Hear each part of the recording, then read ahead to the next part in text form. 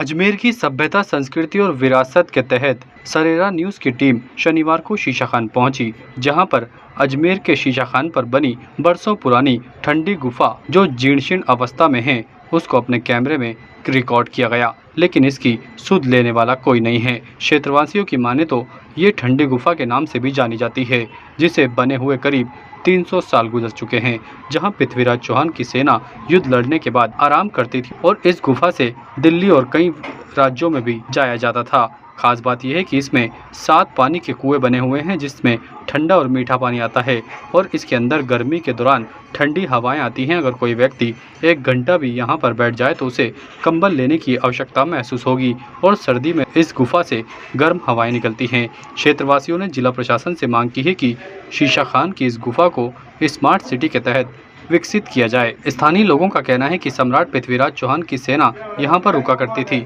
इस गुफा से अनेक रास्ते निकलते हैं, लेकिन धीरे धीरे ये गुफा विलुप्त होती जा रही है। जिला प्रशासन और इसकी देखरेख करने वाला भी कोई नहीं है। उन्होंने कहा कि इस गुफा का जीर्णोद्धार कर पर्यटकों को इस गुफा की जानकारी दी जा सकती है और आज ये गुफा असामाजिक तत्वों का डेरा बन चुकी है। यहाँ गुफा के अंदर जाने वाला रास्ता भी पूरी तरह से कचरे में तब्दील हो चुका है। अगर पुरातत्व विभाग इस गुफा के ऊपर ध्यान दे तो ये गुफा बच सकती है और आने वाली पीढ़ी इस गुफा को भी देख सकती है। ये डिग्गी तालाब और शीशा खान कहा जाता है इसे, और ये महाराणा प्रताप जी और पृथ्वीराज जी चौहान की देन है।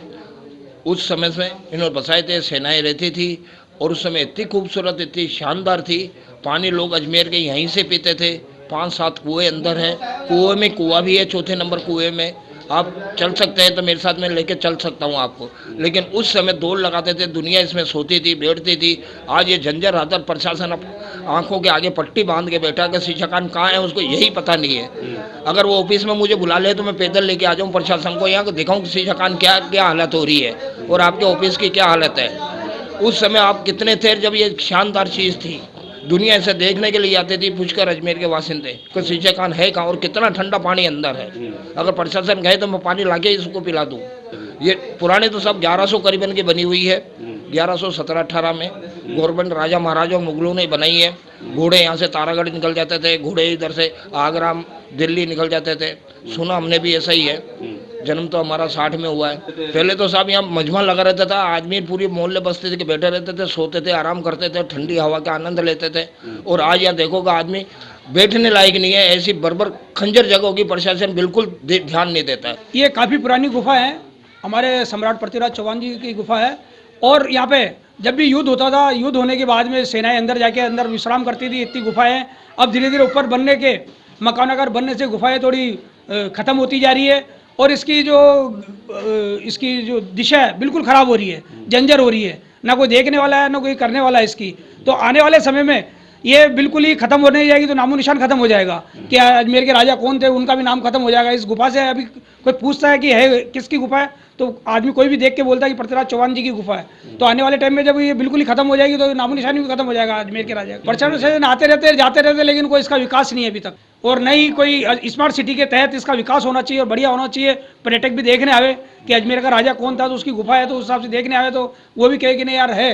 इसके गर्मी के अंदर तो एसी भी फैले इसके अंदर और सर्दी के अंदर गर्म हवा आएगी इसकी।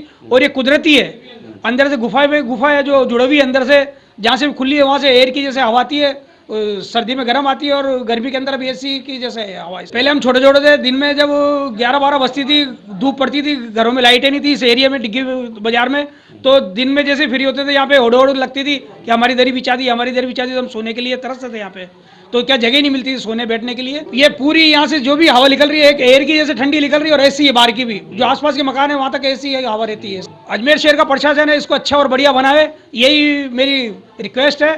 और पृथ्वीराज चौहान जी का नाम रोशन रहे और हमेशा इस गुफा के तहत। ताज़ा खबरों के लिए देखते रहें सरेराह न्यूज। अपना फ़ोन उठाएं और सब्सक्राइब करना ना भूलें।